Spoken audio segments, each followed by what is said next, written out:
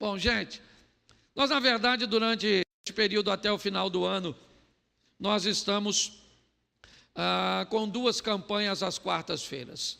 Nós temos a campanha cuja qual a oração já foi feita, o chamado já foi feito, mas também estamos usando estas semanas, as últimas 12 semanas, para lançarmos uma palavra profética sobre os 12 meses do próximo ano.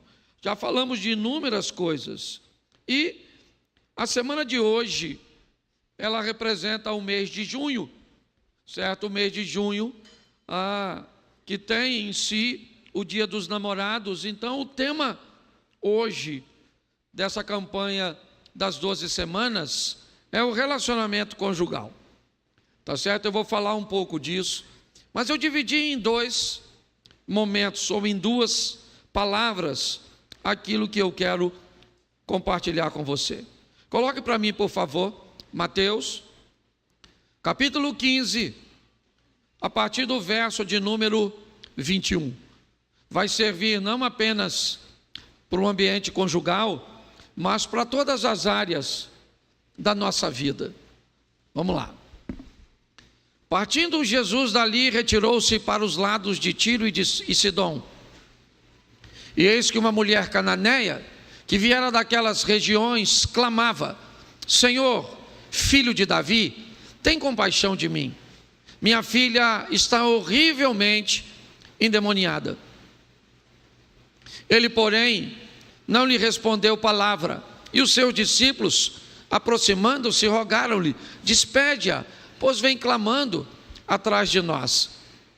Mas Jesus respondeu: não fui enviado senão as ovelhas perdidas da casa de Israel. Ela, porém, veio e o adorou, dizendo: Senhor, socorre-me. Então ele, respondendo, disse: não é bom tomar o pão dos filhos e lançá-lo aos cachorrinhos. Ela, contudo, replicou: sim, Senhor, porém os cachorrinhos comem debaixo das migalhas que caem da mesa dos seus donos.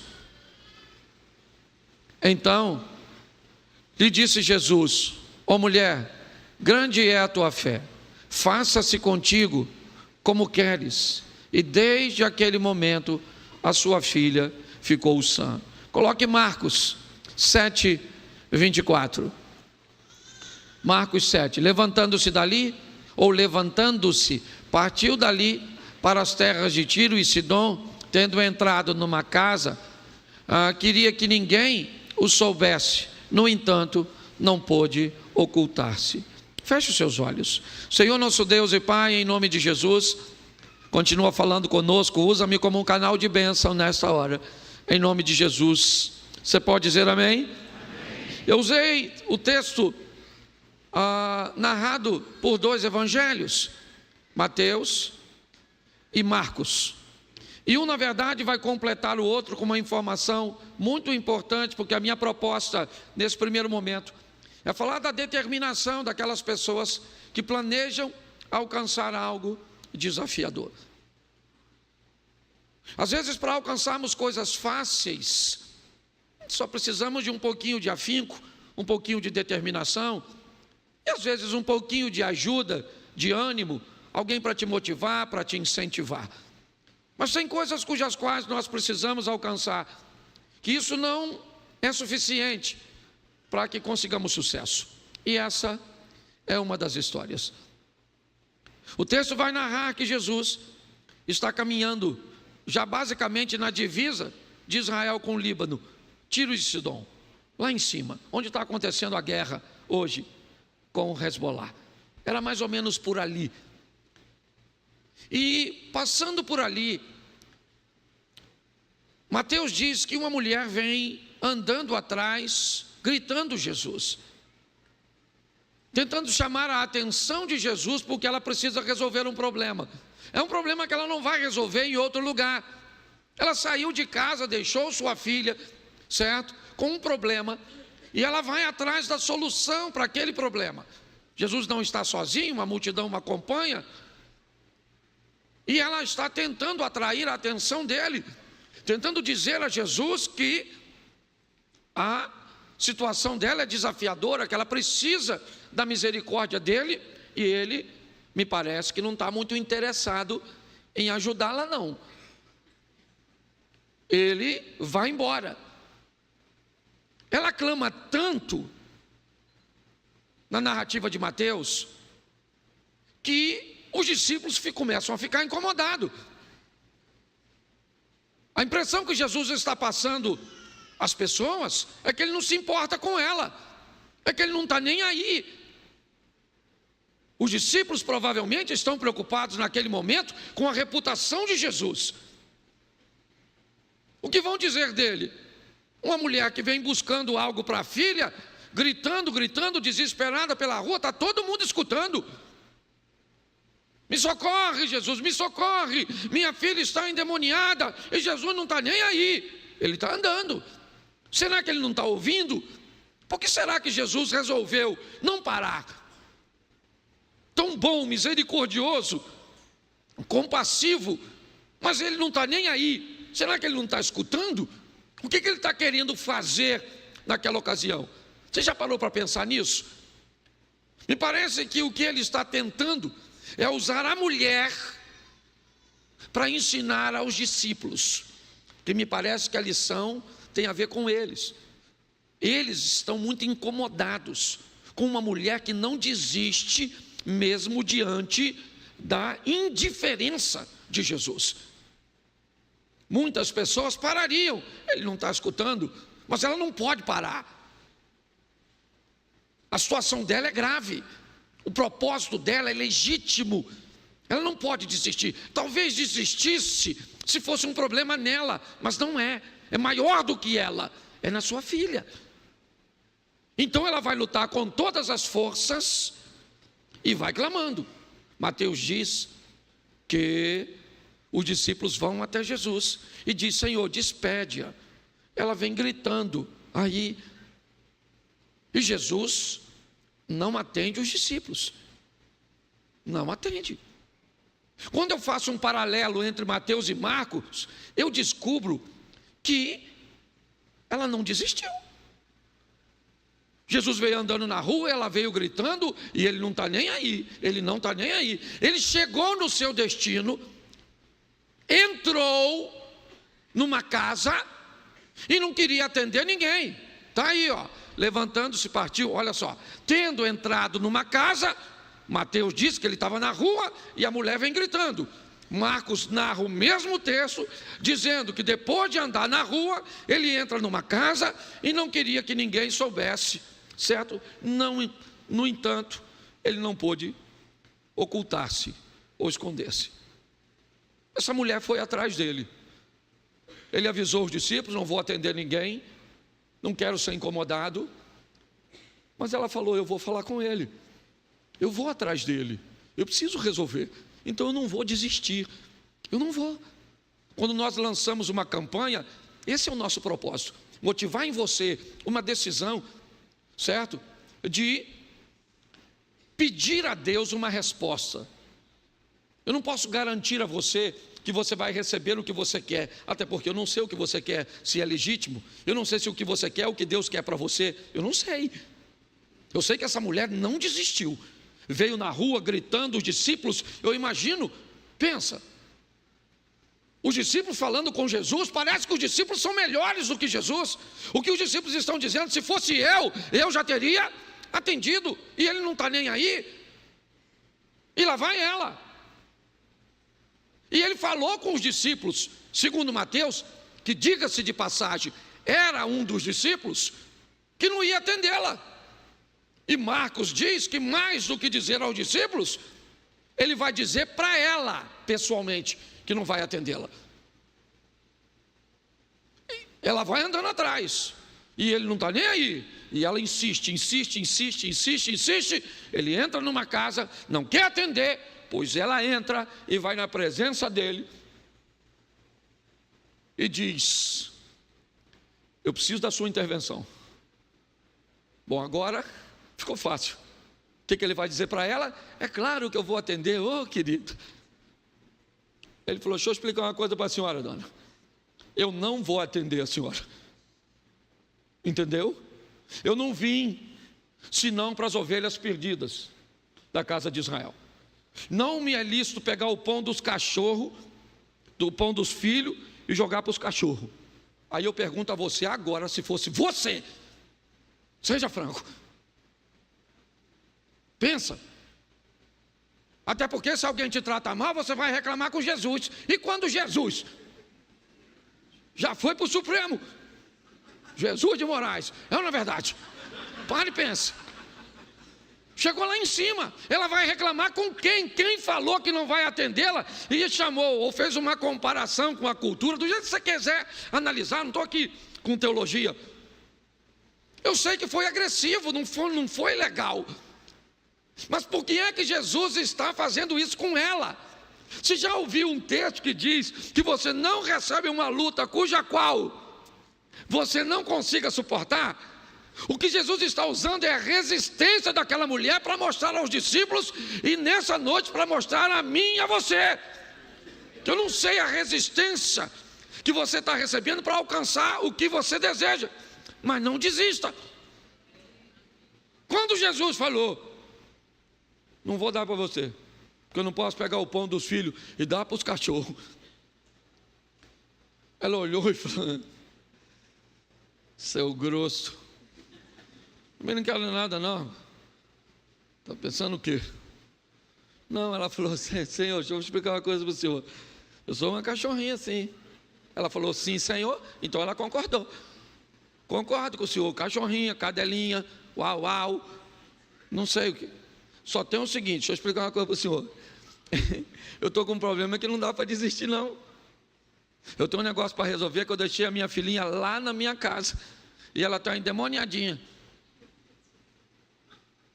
Então, eu só quero uma migalhinha. Aí Jesus olhou para ela, eu imagino, e disse, pensa Judas. Olhando Jesus falar com ela, pensando, se é comigo, já vou trair sem falar isso. Pare e pense. E aí Jesus falou para ela, você acha que ele não sabia que ela ia fazer aquilo? Você não sabia? Você acha que ele não sabia que havia uma resistência nela? Pois é, gente. Às vezes você vai se deparar com uma situação dessa. Sabe por quê? Porque o próprio impedimento aqui não foi do Satanás. Foi do próprio Deus. Para que aquela mulher mostrasse uma força que talvez nem ela mesma soubesse que tinha. Então a minha primeira palavra tem a ver, em qualquer área da sua vida, tenha resistência. Seja forte, valente, lute, lute, lute, lute, não desista. Eu sempre brinco dizendo, somos carioca, se cair, cai atirando. Mas não desista, certo? Vão para dentro, vão embora. E dentre tantas coisas que você tem que lutar para manter, tal do casamento. Agora eu mudo. Porque pensa num troço bom, casar. Se tiver uma opção de morrer queimado, eu indico. Brincadeiras à parte, até porque minha esposa está aqui. Tá certo? Tem que prestar atenção no que eu falo. Então deixa eu falar uma coisa para você. Hoje eu quero falar com você rapidinho sobre um casamento em comum. Porque qual é o grande problema do casamento? Aliás, qual é o grande problema dos relacionamentos? Qual é o grande problema das coisas se tornarem comum? Todas as vezes que algo se torna comum, sabe o que acontece? Ele perde valor. Todas as vezes que algo se torna comum, sabe o que acontece? Se perde o interesse. Vou te dar um exemplo. Alguns anos atrás, não posso precisar quantos, talvez um pouquinho antes da pandemia, uma das marcas de camisa masculina mais usada no Brasil se chamava Dudalina. Lembra aquele? Parecia uma florzinha, não sei o que é aquilo. Certo?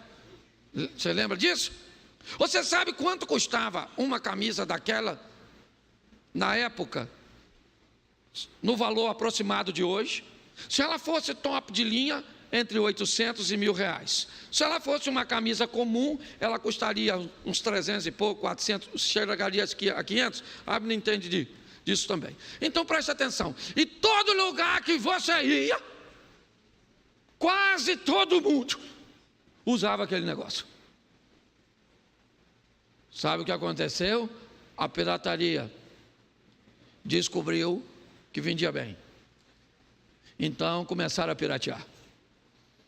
E todo lugar que você ia, tinha alguém com aquele negócio de Dudalina, Dudalina, Dudalina, Dudalina, Dudalina, Dudalina. Você vê que quase ninguém usa Dudalina hoje. Eu tenho uma camisa da Dudalina. Esse mesmo porque eu ganhei. Se depender de eu comprar, eu não ia comprar. Hoje ela tem valor? Sim ou não? Por quê? Porque ela se tornou comum. Se tornar comum, inevitavelmente, o interesse, o valor acaba, né? Porque o valor é estabelecido pela procura, pela demanda. Todas as vezes que algo se torna comum, e talvez esse seja o problema, era bom enquanto a sua mulher não era comum, porque ela não era sua mulher, ela era sua namorada. Não era comum dormir com ela, não era comum conviver com ela, não era comum. E quando não era comum, ela era tão legal. Quando não era comum, certo? As coisas eram tão boas. Mas quando as coisas entram numa rotina, nós corremos o risco de não tratarmos mais as coisas como incomum. Por que é que Jesus não podia fazer milagre em Nazaré? Porque para o povo de Nazaré, ele era o filho da Maria, o filho do José, o irmão do Judas, o irmão do Tiago, o que morava naquela casa vermelhinha, lá da esquina, número 85. Quando as pessoas tratavam Jesus como alguém comum, ele deixava de ser poderoso. Então a minha proposta hoje para você é para você fazer força para viver um casamento incomum. Não é o tempo inteiro que ninguém é doido, não é isso que eu estou falando. Entendeu? Mas nós temos que criar um ambiente no nosso casamento, certo? Por quê? Porque primeiro, não é comum a convivência de um casal ser sempre alinhada e em concordância em tudo. Sim ou não? Sim ou não? O normal é um casal lutar para manter o alinhamento em boa parte dos assuntos. Isso é que é normal. Lutar, perseverança. Quem aqui é casado, levante a mão, por gentileza. Isso aí, meu sentimento. Que Deus te dê força para levar até o final. Mas você que não casou, você tem que saber como é que o negócio funciona. Não gosta de dar satisfação, não casa. Não gosta de dizer onde vai, que hora volta, se dá, quanto custou, fica onde você está. Você veio nesse mundo para viver carreira solo. Porque se for para casar, você tem que criar um ambiente, certo? De um relacionamento incomum. Ou seja, nós vamos, o que é um relacionamento incomum? É um relacionamento com problemas comuns, que todo mundo tem, mas ele só é incomum pelas soluções, e não pelos problemas. Os problemas são comuns, mas as soluções é que são incomuns. E é isso que faz a gente viver tanto tempo junto. Então eu vou te mostrar aqui, inicialmente não vou te dar texto para acelerar, mas preste atenção. Abraão e Sara. Quem? Repete para mim. Isaac e Rebeca. Quem? Jacó e Raquel. Quem? O primeiro foi quem? O segundo foi quem? Isaac e o terceiro foi quem? Qual o problema que os três casais tinham em comum? Todas as três mulheres não podiam ter filhos, sim ou não? Era um problema comum ou não? Entre pelo menos esses três casais. Era ou não era? Agora, qual é a diferença desses três casais?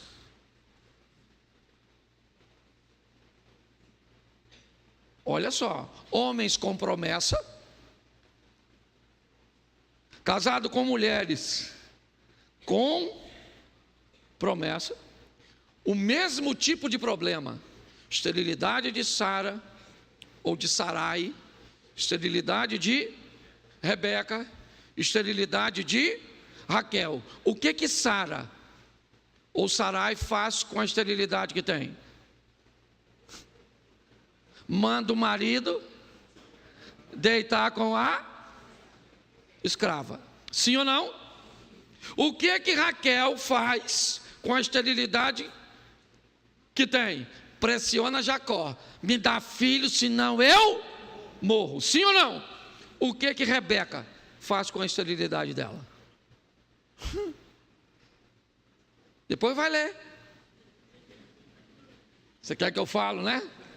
O que que ela fez? Sabe o que ela fez? Ela falou para o Isaquim: ai, meu filho, não sou tua mãe, tá? Que deu a outra lá.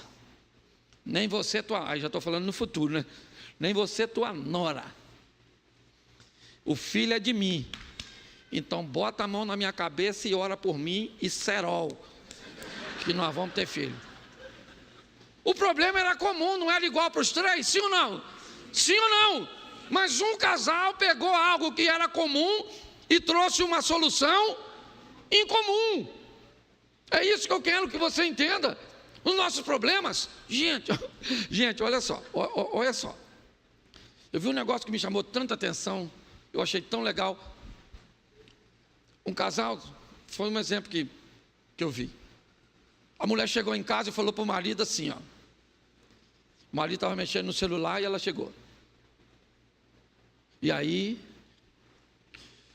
ela falou assim: "Oh, não falei com você para fazer a comida e para deixar tudo arrumadinho?"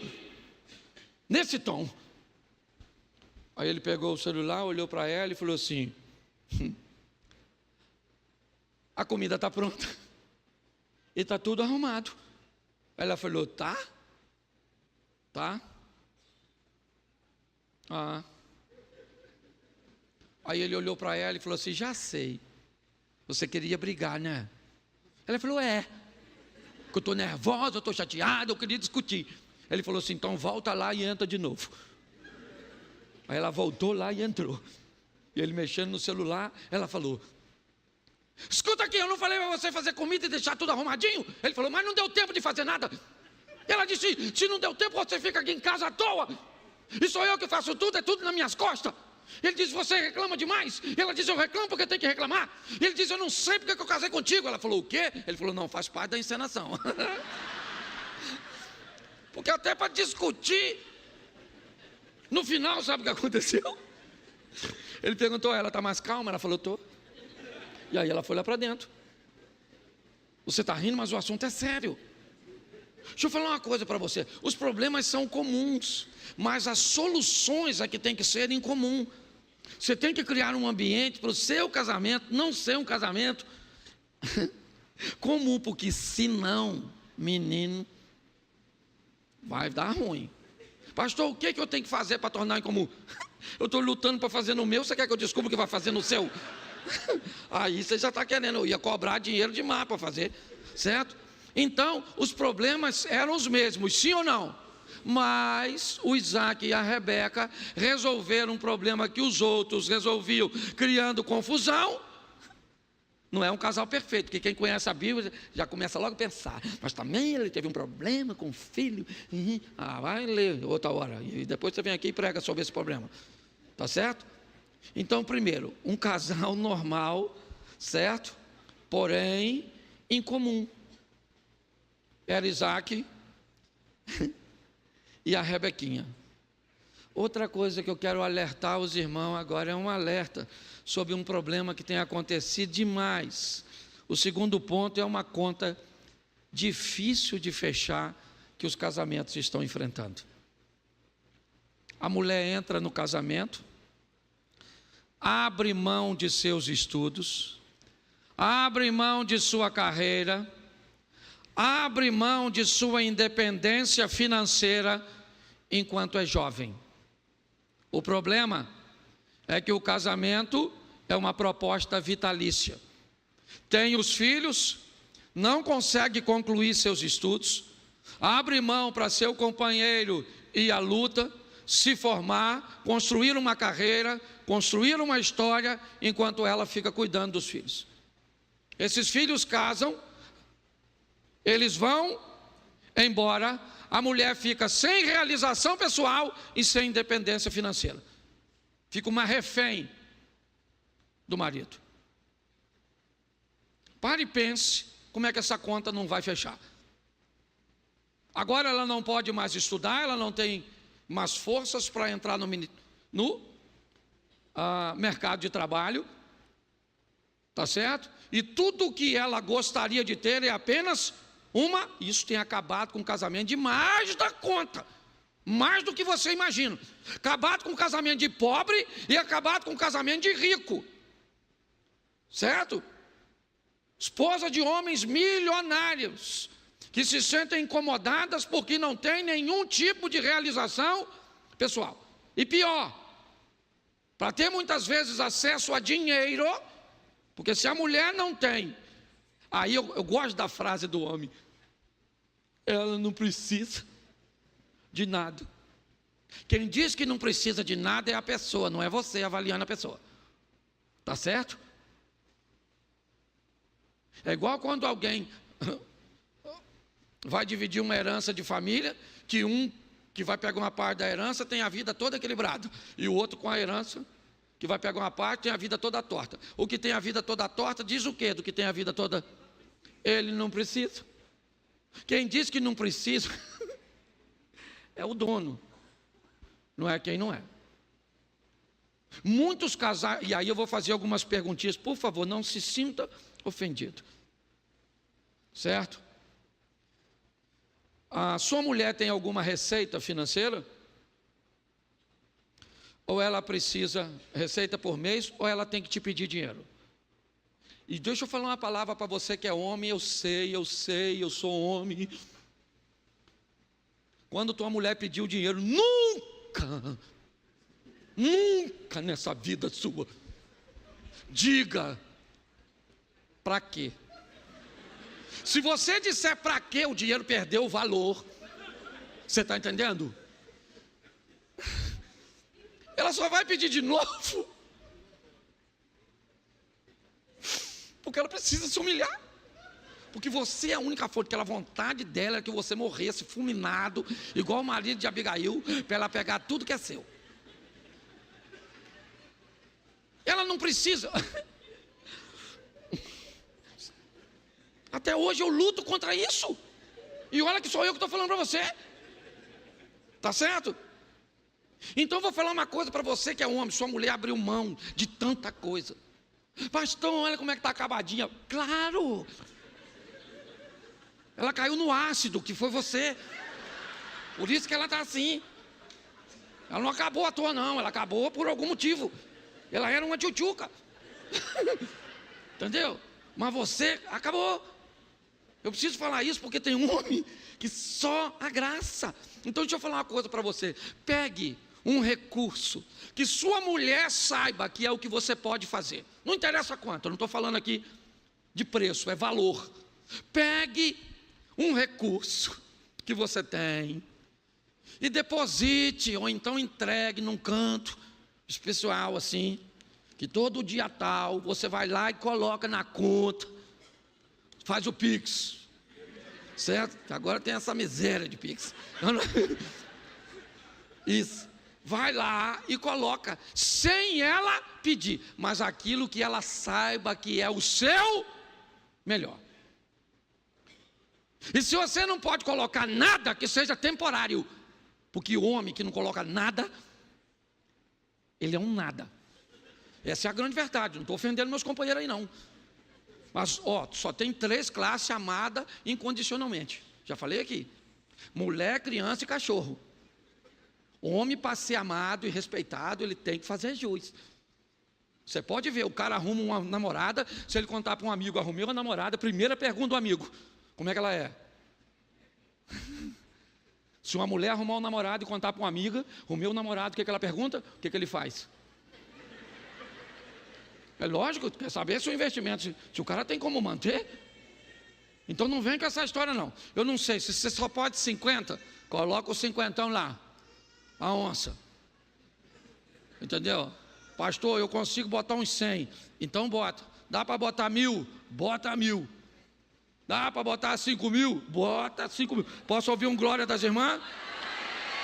Peraí, agora a senhora ora para esse homem prosperar? Que a senhora está com tanta raiva de ter se dedicado tanto.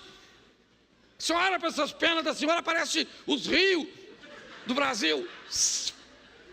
Serpentiano. E cada rio desse tem uma atitude desse homem, um maltrato. Mas a verdade é essa. A senhora também ora para esse homem, a senhora está com raiva. Essa praga desse homem. Para que eu casei? E ele vai só.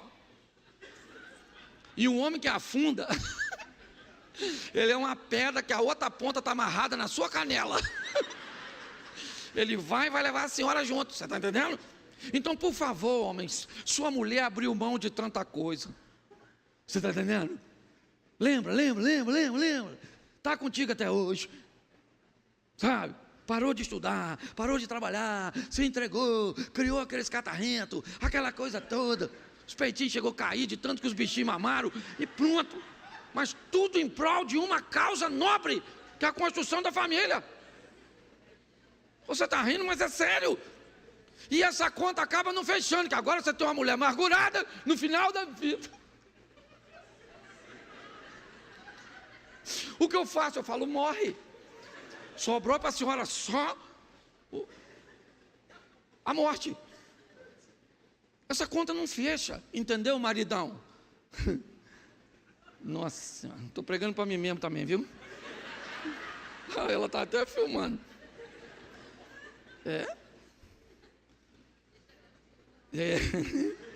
Ou o inimigo, irmão. Estou aqui, tá, dependendo de quem eu esteja favorecendo. Tem hora que eu falo, a mulher fala, isso aí, usa. E os irmãos dizem, é o inimigo. Tem hora que eu troco. Só vou trocando. Uma hora eu estou com o inimigo, estou fazendo freelance. Olha a verdade. É isso aqui. Dependendo de quem favorece, é assim que funciona.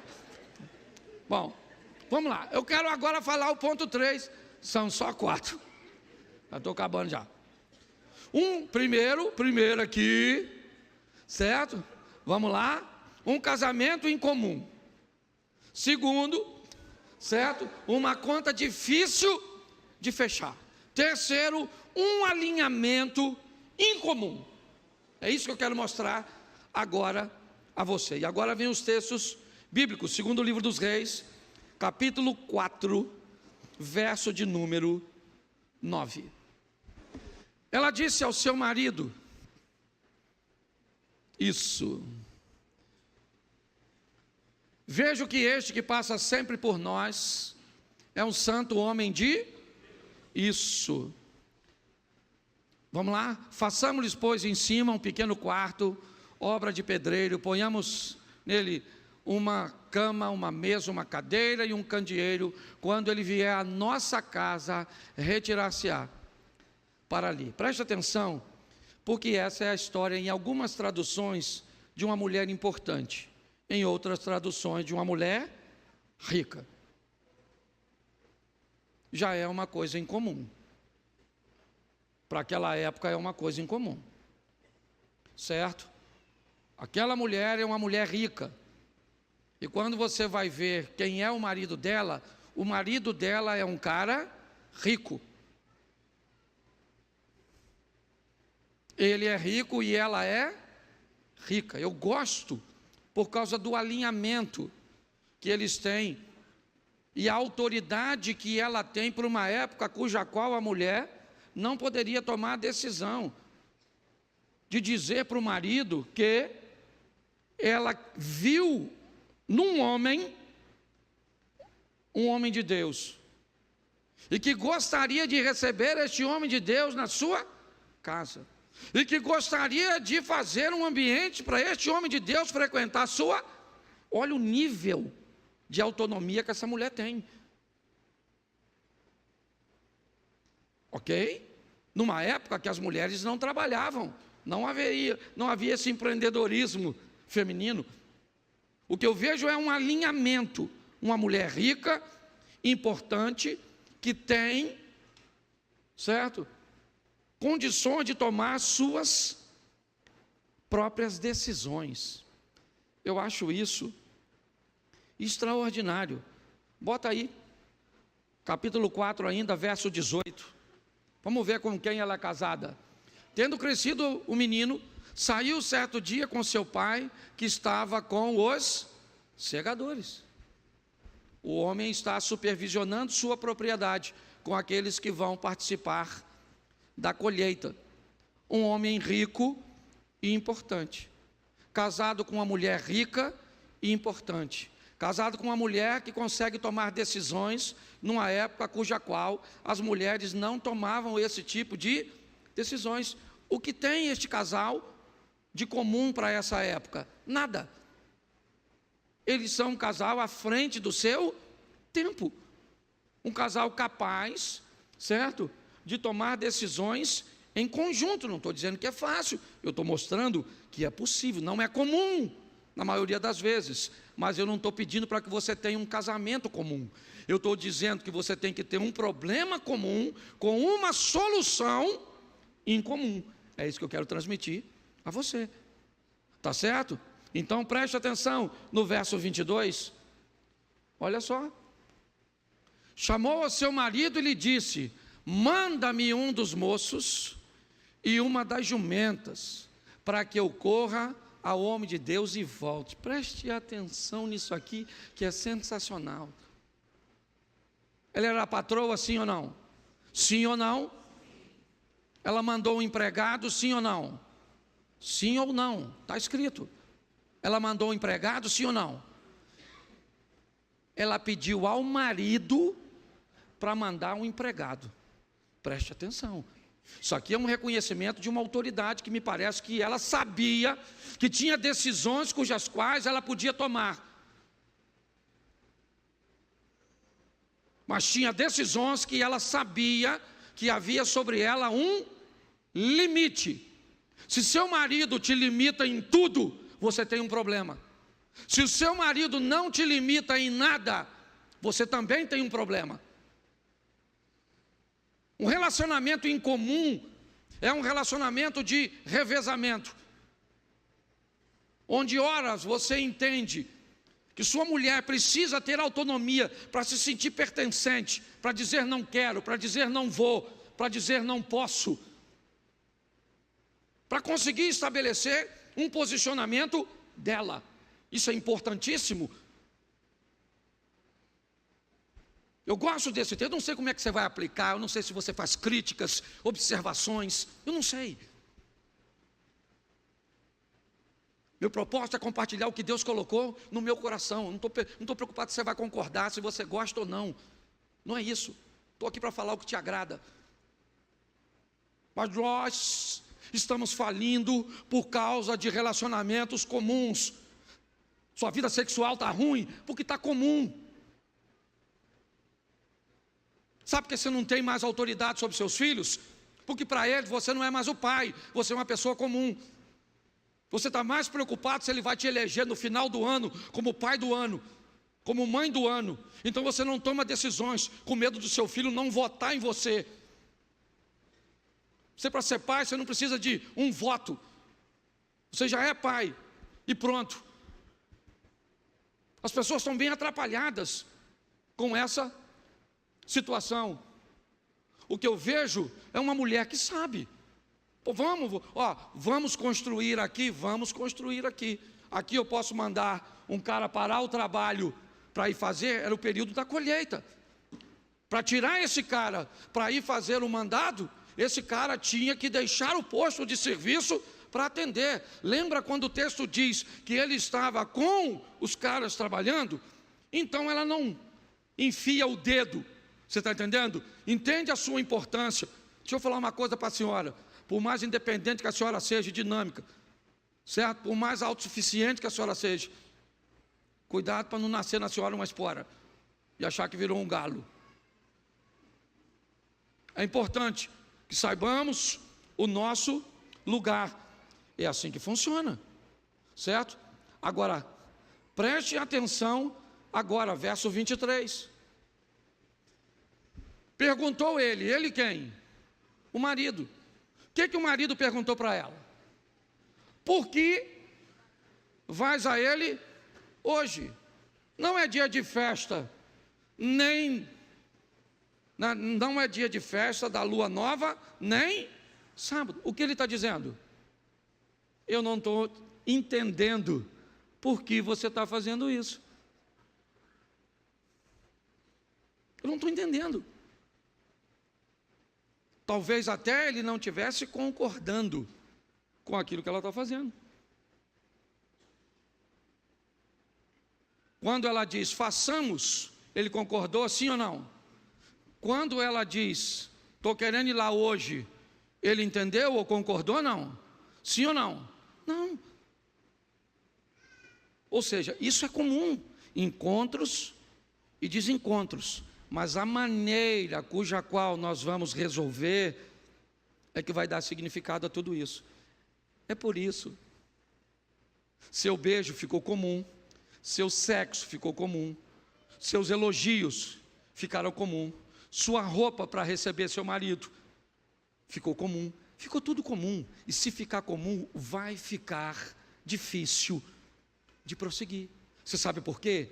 Porque fora do casamento tem muita coisa incomum.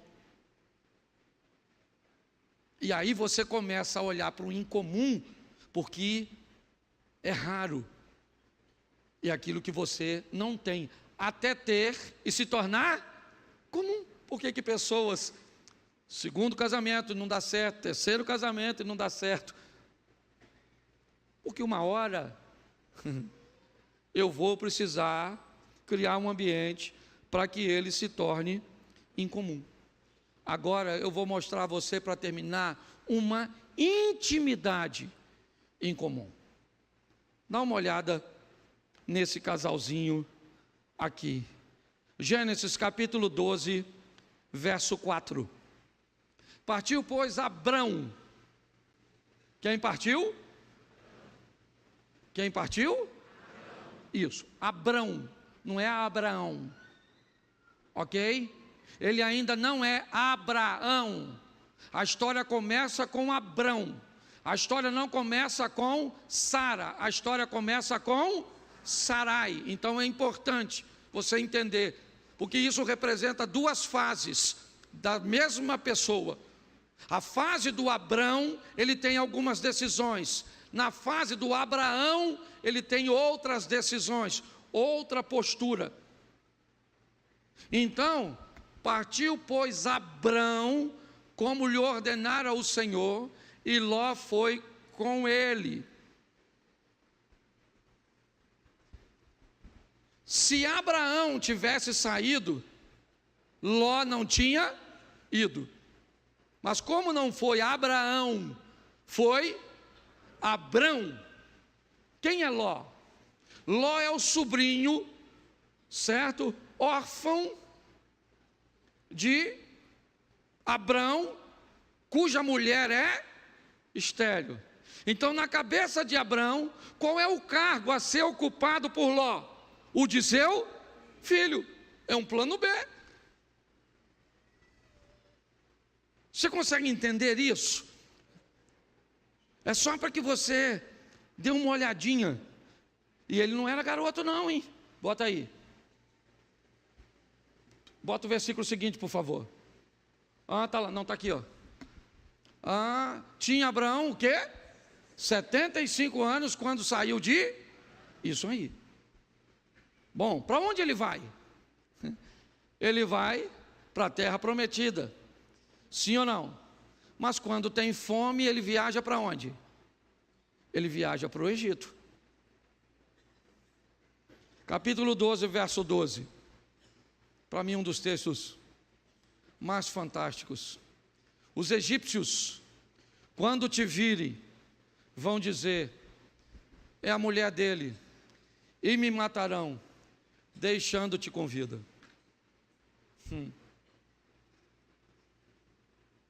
Na galeria dos heróis da fé, ele é um homem de fé porque ouviu Deus e saiu da sua terra sem saber para onde ia. Sim ou não? Sim ou não? Isso. Mas aqui, ele chama sua mulher quando vai entrar no Egito e diz para ela: Sarai, chega aqui. Você é muito bonita, filha. E nós vamos entrar no Egito. E posso falar uma verdade para você, Sarai? A hora que esses caras me veem e descobrir que você é minha esposa, eles vão me matar. Sabe o que Sarai está ouvindo do Abraão? Eu estou com medo.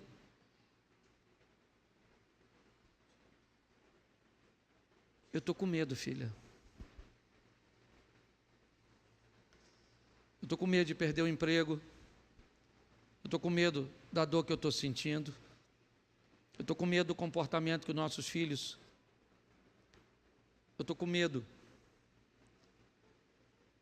Sabe, eu estou com medo daquela mulher lá no trabalho. Eu estou com medo.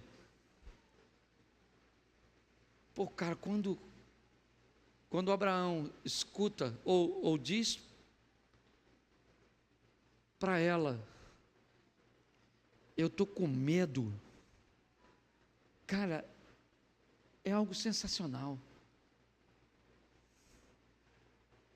Mas no capítulo 16, no verso 5, dá uma olhada aí, por favor.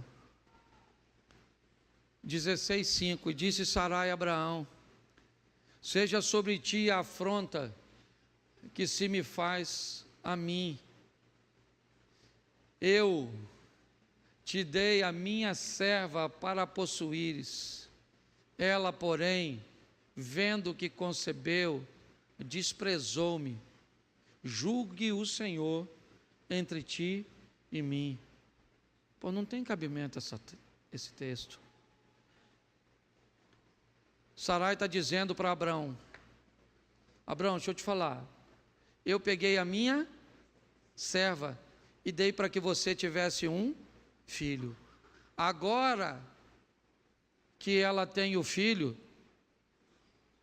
ela não me respeita mais, ela me afronta. Que o Senhor julgue, Abraão, entre eu e você. Como assim? O que essa mulher está falando? O que ela está falando? A mesma coisa que Abraão falou quando estava no Egito. Eu estou com medo de perder a minha autoridade. Eu estou com medo de perder o meu lugar como sua esposa. Eu estou com medo. Eu estou com medo, filho. Eu estou com medo. Eu estou com medo porque eu estou velha. Eu estou com medo porque eu não estou bonita. Eu estou com medo porque eu estou gorda. Eu estou com medo, tá? Eu estou com medo.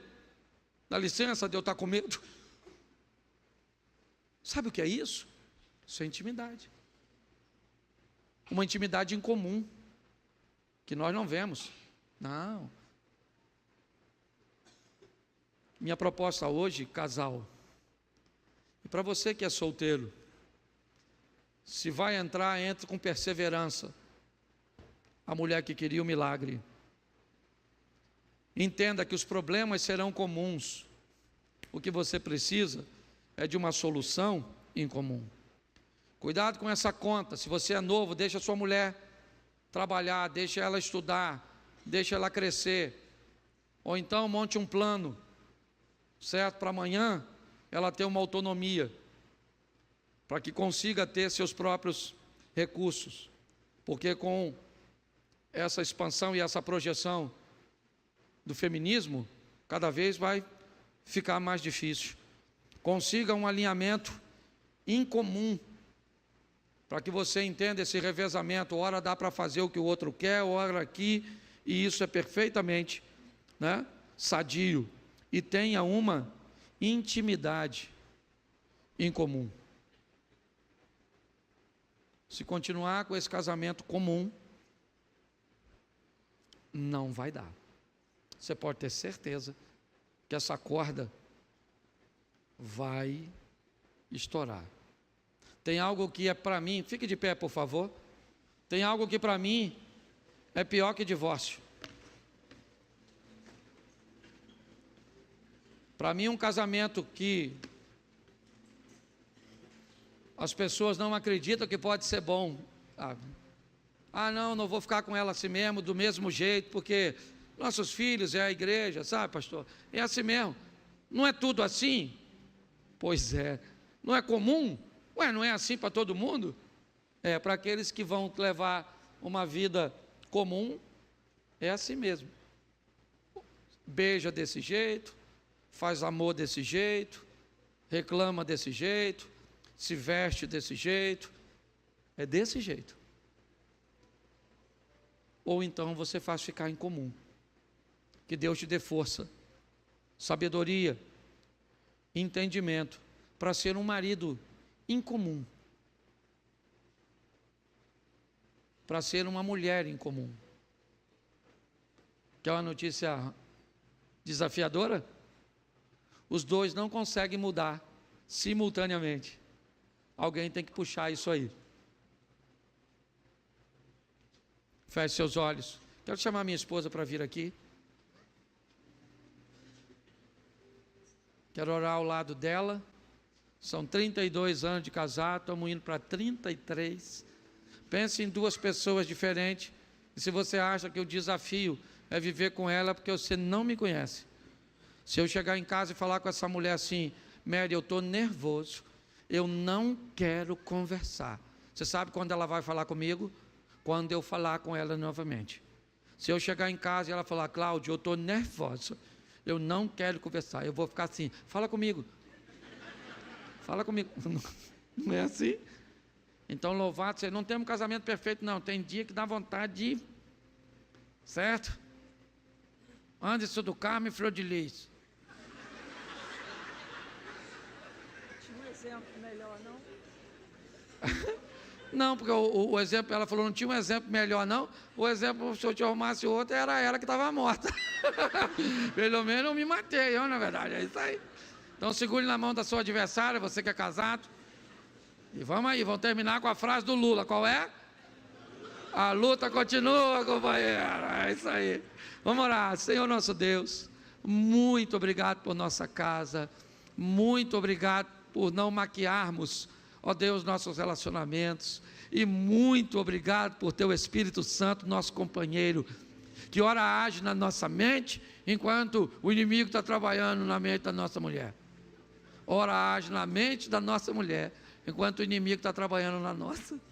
E é nesse revezamento que nós, às vezes, vivemos, Pai, de recebermos influências positivas e negativas. Mas até aqui nos ajudou o Senhor. E cremos que o casamento não é um projeto de homens, é um projeto do Senhor. E o Senhor é o dono da nossa casa, da nossa família. Somos casados para sempre, para a honra e glória do teu nome. Não podemos mudar o passado de ninguém, mas podemos influenciar o futuro de todos. Leva-nos aos nossos lares, guardado por tuas boas mãos poderosas. Que o grande amor de Deus, nosso Pai, a graça de nosso Senhor e Salvador Jesus Cristo e as duas consolações do Santo Espírito de Deus sejam para com todos, e todos digam amém. Marido e mulher, de frente agora para sua esposa e lasca-lhe um beijinho. Isso. Agora vamos embora fazer amor. Preste atenção, porque um texto ele vai completando o outro. Eu li, porque eu separei aqui, 10 frases ditas por Jesus. A primeira é o reconhecimento de autoridade de Deus e de seus pais em Lucas 2. A segunda é o reconhecimento da autoridade de João Batista sobre ele, Mateus 3:15. Depois é ele falando da sua missão em Marcos 1:15, onde ele fala de arrependimento e fé. A quarta está em João 1:38, onde ele pergunta: o que vocês estão buscando? Vocês vieram à igreja para quê? O que vocês querem comigo? O que vocês estão querendo comigo? É isso que ele está perguntando. No Evangelho de João, a história começa assim: o que você está buscando em mim? Eu acho que vale uma reflexão. Mas quando ele sai de João 3,15, Jesus diz 3 frases. Como eu disse 10, eu já li 4, vou ler mais 3 agora. Bota para mim Mateus, vou ler todas elas em Mateus para ficar fácil. Mateus 4:4. Mateus. Ele, porém, respondendo, disse o quê? Ele disse o quê? Ele disse o quê? Verso 7.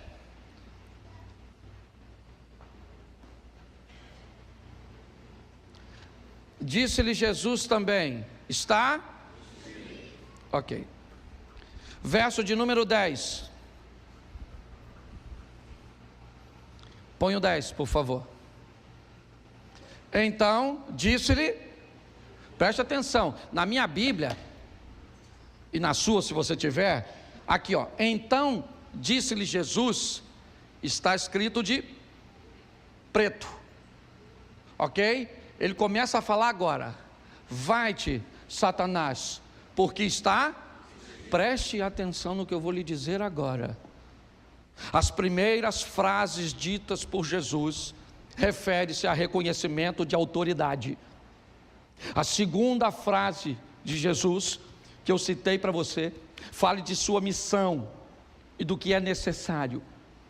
Mas agora Jesus vai falar algo muito importante. 3 vezes ele diz, está escrito, está escrito, está escrito. Primeiro ele me mostra autoridade, mas agora ele me mostra conhecimento. As 3 frases ditas por Jesus agora são para combater uma coisa, sabe o que? A Bíblia.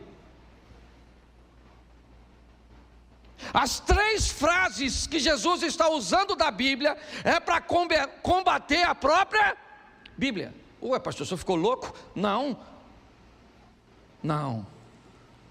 Jesus está me mostrando agora que se eu quero ser bem sucedido, eu tenho que conhecer tanto a verdade, que se alguém me contar essa verdade de uma forma equivocada, eu sou capaz de identificá-la. Sabe qual é o problema nosso? Ou da grande maioria, nós conhecemos o evangelho que os outros leram.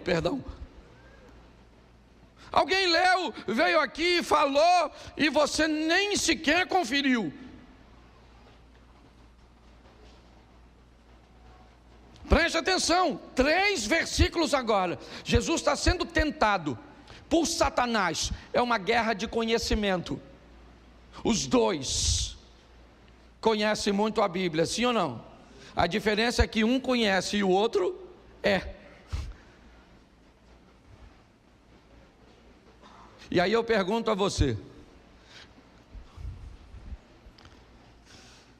está lá Jesus e Satanás no deserto, sim ou não? Sim ou não? Isso.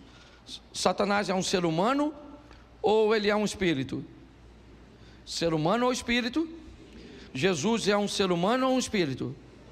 Jesus é um ser Então Jesus é um humano conversando com um ser espiritual, se é que eu posso chamar celestial. Tá certo? Sim ou não? Qual é a diferença entre os 2?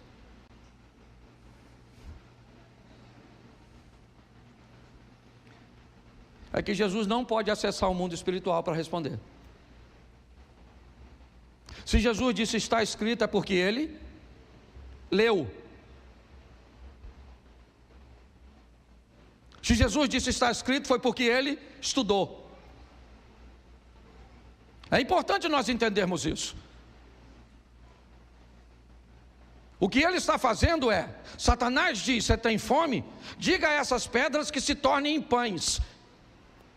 E sabe o que Satanás disse? Está escrito. E Jesus disse, mas também está escrito, nem só de pão viverá o homem. Se tu conhece a Bíblia, Satanás, eu também conheço, maluco. Vai ficar ruim a guerra. O diabo falou, beleza, tá certo. Certo? Então vamos aqui.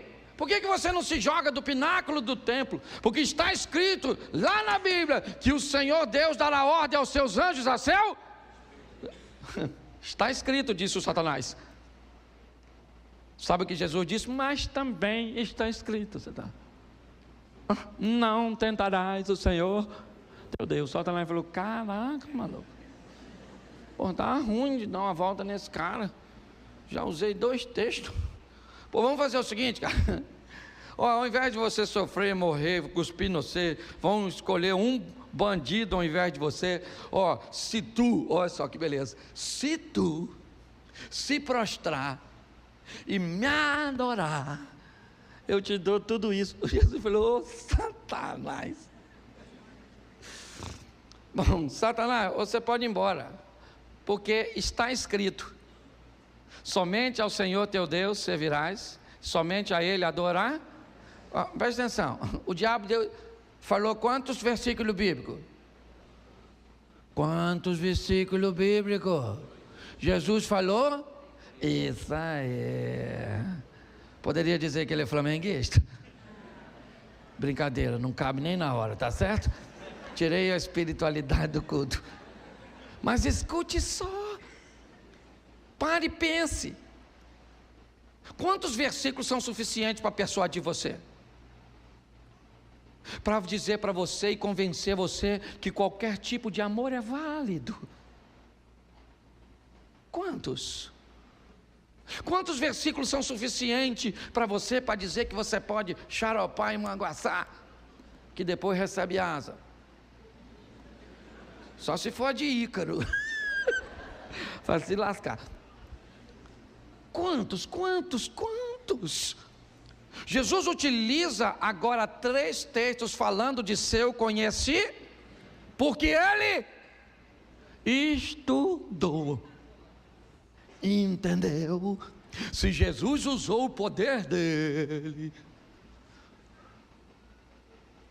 para entender as Escrituras, se ele usou um texto que não estudou, deixa eu explicar uma coisa para você: não é justo. Não é. É importante nós entendermos isso aqui. 2 coisas eu já te mostrei até agora. Primeira foi reconhecimento de autor e segundo, conhecimento da palavra. Você sabe o que é de Bíblia? Nossa, pastor, vou falar mesmo. Não lê nada. Hoje já viu 50 mensagens no WhatsApp. Já consultou o Instagram. Eu falo porque eu também consultei. Não sou diferente de você não. Só que eu também li. Ou seja, uma pessoa falou comigo assim: pastor, olha só, se você tomar um copo de guaraná, você tem que tomar 5 de água para desfazer o guaraná. Eu gostei. Falei: se eu ler uma mensagem na internet, leio 3 versículos e tiro o efeito. Para cada mensagem lida no WhatsApp, você lê 3 versículos, até reduzir, ó. Era para fazer 5 copos, mas o evangelho é tão bom que dá para reduzir para 3.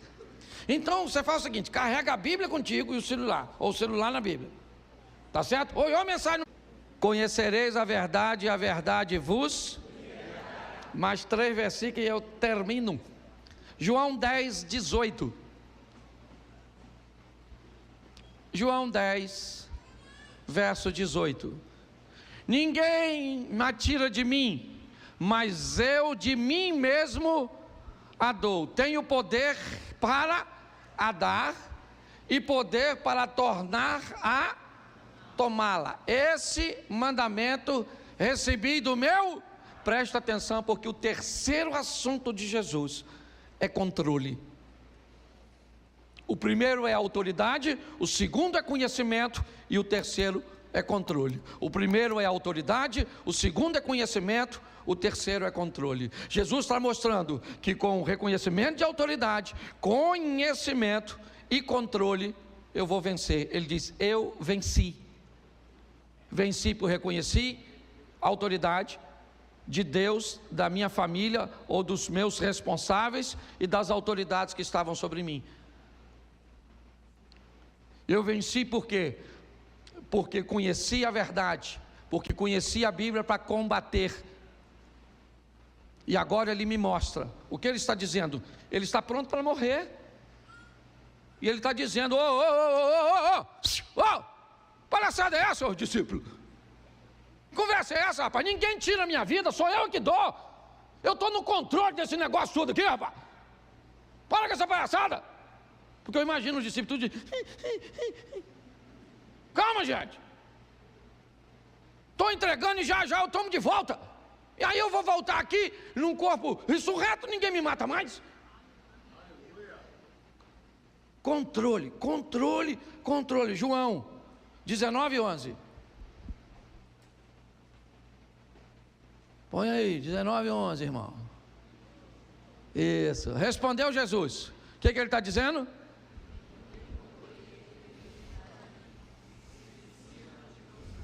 Presta atenção, porque isso aqui arrebenta na nossa cabeça. Perdoe a adaptação que eu vou fazer agora, mas eu tenho que fazer. Tá bom? Deixa que eu leio para não ofender ninguém.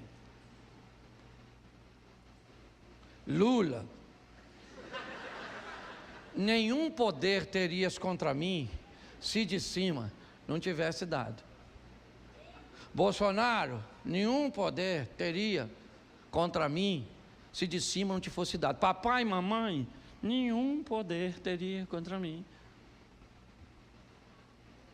Deixa eu falar uma coisa para você. Jesus está dizendo o seguinte para Pôncio Pilatos. Pilatinho, sabe o que Pilato falou para Jesus? Encheu o peitinho. E falou: ô Nazareno, estão querendo lascar você. E aqui nessa jossa quem manda sou eu. Fala comigo agora, ô Nazareno, porque eu livro você da morte. Eu sou Pôncio Pilatos. Jesus falou: Pilatinho, sabe de nada, vai lavar a mão, miserável. Ô Pôncio, nenhum poder tu teria, cara. Tu só está onde está porque meu pai deixou. Sabe o que Jesus está dizendo? Ô camarada, quem está no controle de tudo aqui sou eu. Sabe o que ele disse? É-me dado todo o poder no céu e... Eu acabo com isso tudo agora, rapaz. Oh, as pink cérebro, meu Deus do céu. Querendo dominar o mundo? Jesus está dizendo: eu faço o que eu quiser. Ninguém. Agora, deixa eu te dar uma notícia agora ruim também, que hoje eu vim para dar umas notícias ruins. Você sabe por que tem gente ruim no poder? E Deus permite que elas estejam lá? Porque alguém tem que estar. Alguém tem que estar no poder, sim ou não? Você quer? Então não reclama de quem está. Entendeu?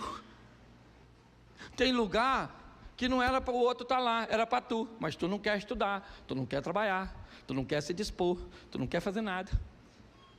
Aí fica reclamando do outro que está lá. Alguém vai ter que ocupar o lugar, querido. Entendeu? Acabou. Eu já tive aqui gente, certo, que entrou aqui e falou: pastor, feliz ao nosso partido, eu vou financiar uma campanha para o senhor, a senador, aqui dentro desse estabelecimento.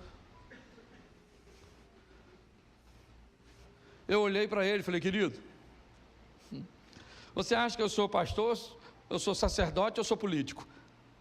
Ele me olhou assim meio sem graça, falou: eu acho que o senhor é sacerdote.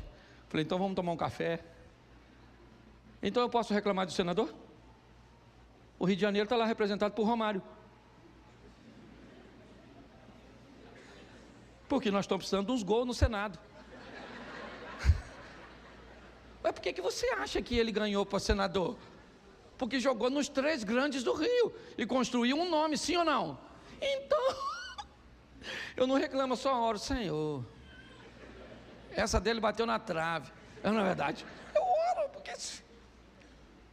você está rindo, mas o assunto é sério.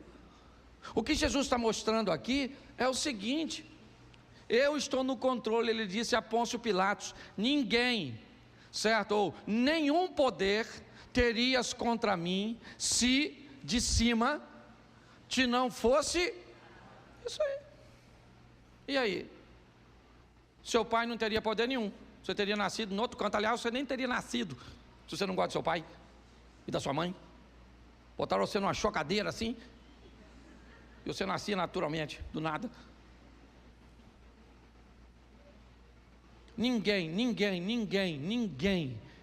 Mas você só vai conseguir entender isso quando você reconhecer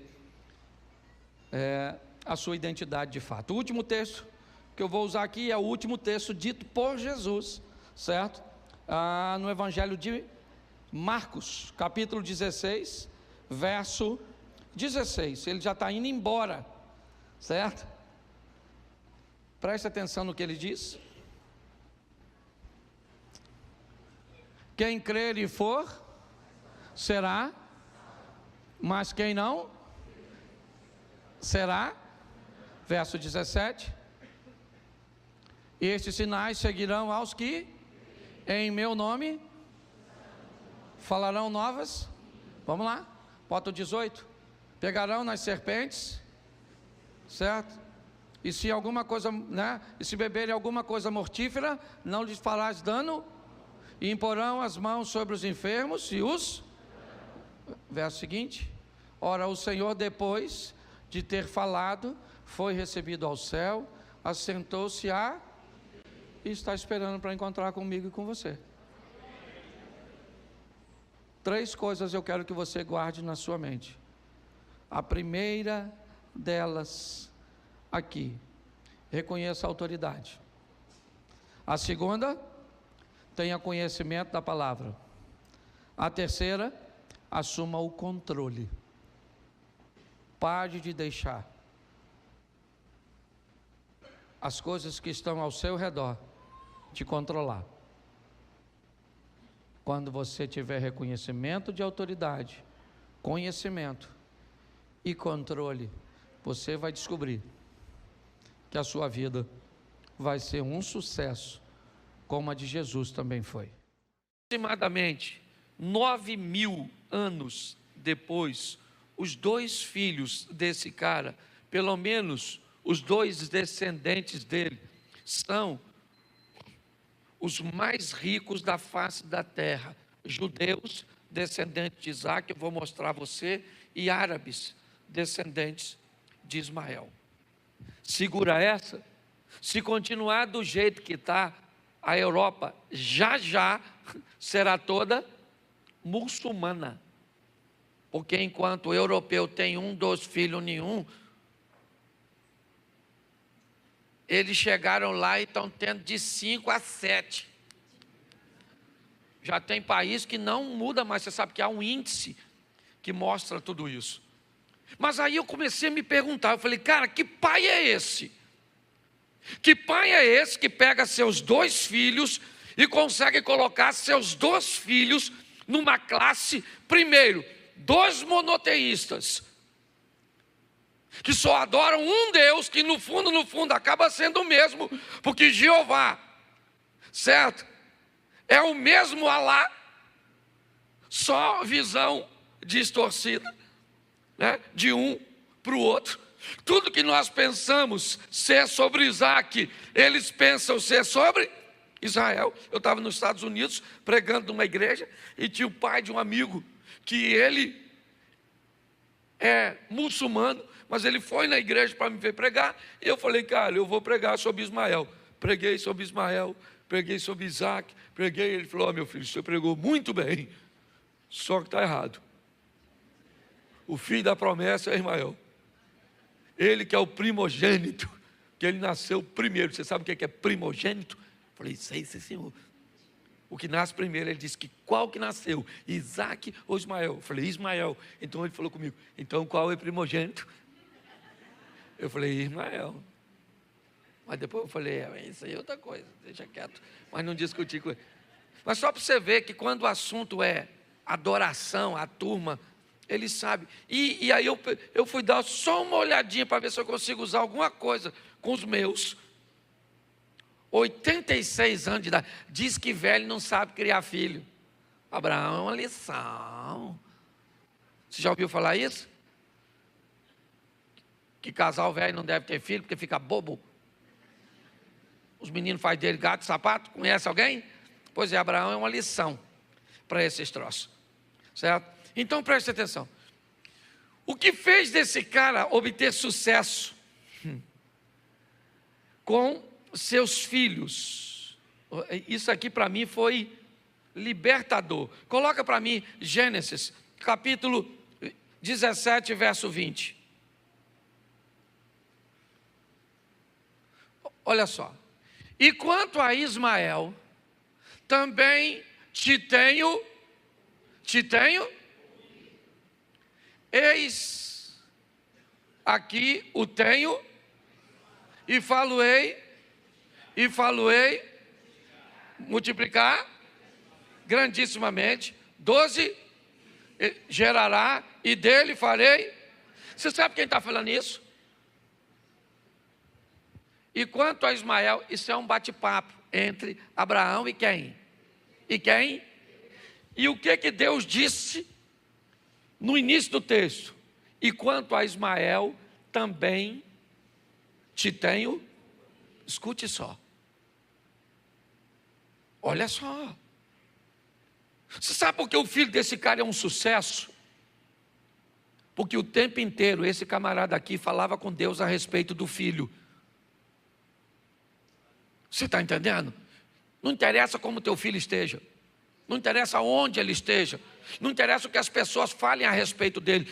Pai, nunca pare de falar a respeito de seu filho com Deus. Entendeu? Seu filho está louco, usa droga, está esquisito, está não sei o quê. Seja ele menino ou menina, você tem que estar lá como pai. Parece que isso é obrigação de mãe só.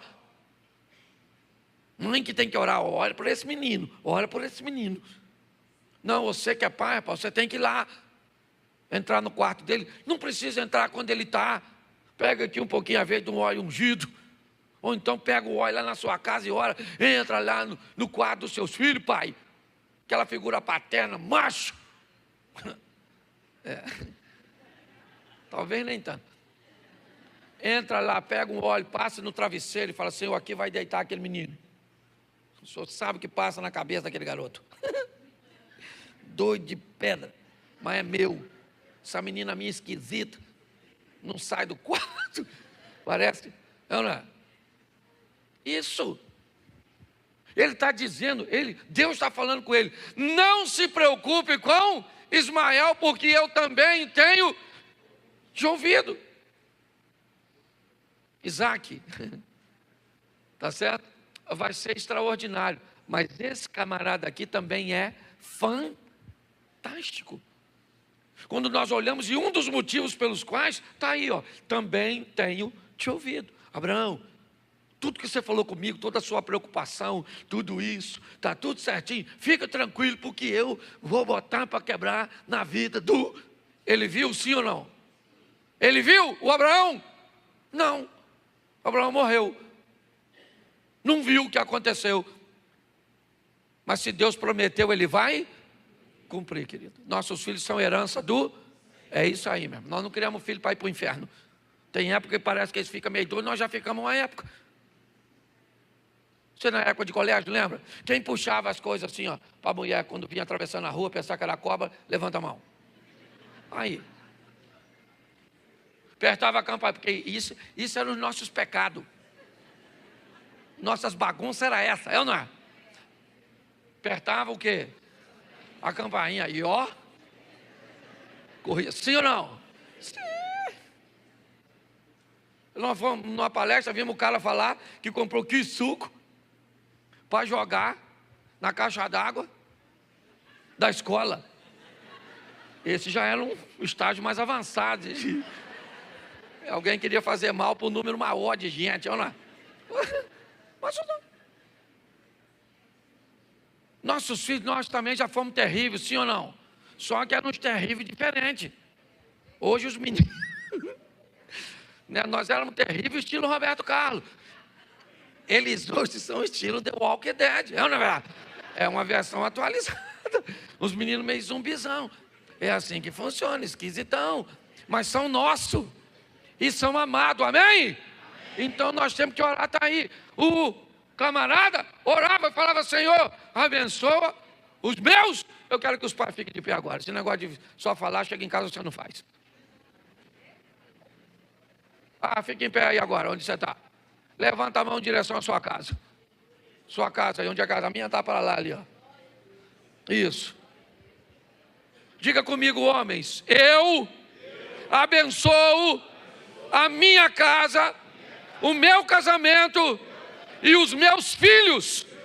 Eles são herança do Senhor e nenhum deles vão se perder, em nome de Jesus, amém. É isso aí, está ligado?